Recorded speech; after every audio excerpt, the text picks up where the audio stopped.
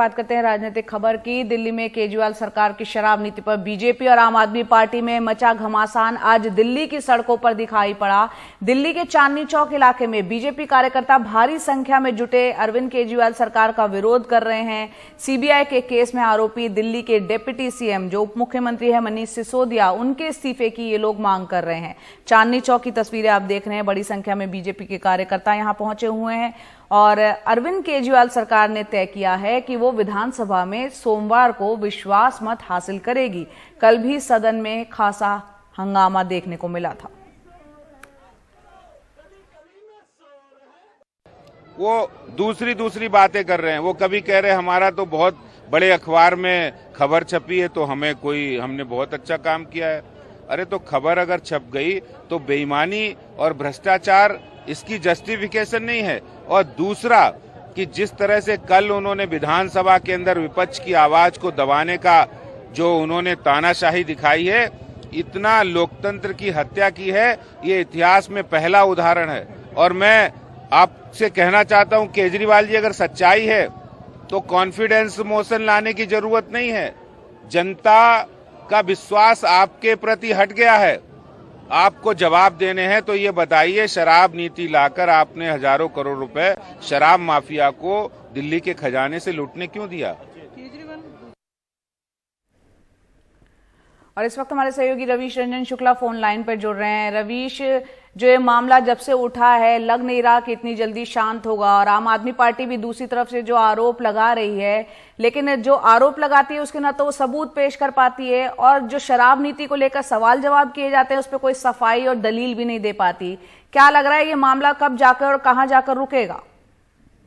जी देखिए जया, ये पिछले तकरीबन 7-8 दिनों से जब से नई आबकारी नीति में के ऊपर में सीबीआई की जांच और मामला दर्ज हुआ है, तभी से बीजेपी को एक आम आदमी पार्टी की सरकार को घेरने का मौका मिल गया है। और यही वजह है कि लगातार बीजेपी नई आबकारी नीति को लेकर आम आदमी पार्टी से सवाल पूछ रही है और लगातार धरने प्रदर्शन कर रही है। परसों भी हमने देखा कि 19 जगहों पर एक साथ में दिल्ली के अलग अलग जगहों पर धरने प्रदर्शन थे। आज भी जो है वो जया 8 जगहों पर वो चाहे ओबीसी मोर्चा हो या फिर महिला मोर्चा हो, तमाम सारी जगहों पर इनके अलग अलग जो मोर्चे के लोग हैं वो प्रदर्शन कर रहे हैं।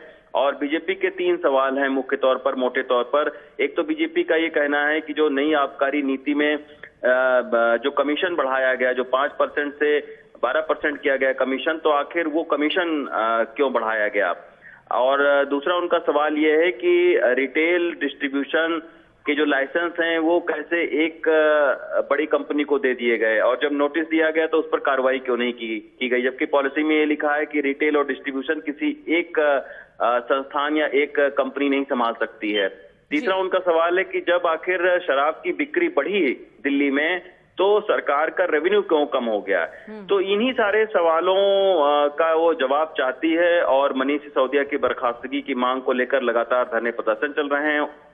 और उसके जवाब में दिल्ली सरकार का ये कहना है कि कहीं ना कहीं दिल्ली सरकार को अस्थिर करने की कोशिश बीजेपी कर रही है, विधायकों की खरीद फरोख्त करने की कोशिश कर रही है और सरकार को गिराने की कोशिश कर रही है बीजेपी। रवीश, भले ही ये राजनीतिक आरोप प्रत्यारोप का दौर चल रहा हो, लेकिन सीबीआई पूछताछ कर रही है, जवाबदेही वहां तो बनेगी, वहां तो जवाब देना पड़ेगा। जी बिल्कुल जया, अब चूंकि अभी मामला दर्ज हो गया है और सीबीआई ने पूछताछ करने के लिए बुलाया भी है, 11 जो ऑफिसर्स हैं उनके ऊपर में कार्रवाई भी हुई है। जी। तो आम आदमी पार्टी को भी लग रहा है कि इस मुद्दे पर घेरने की पूरी कोशिश है और यही वजह है कि अभी आप देखिए चिकित्सा मंत्री खुद आम आदमी पार्टी के सरकार के जेल के अंदर में हैं।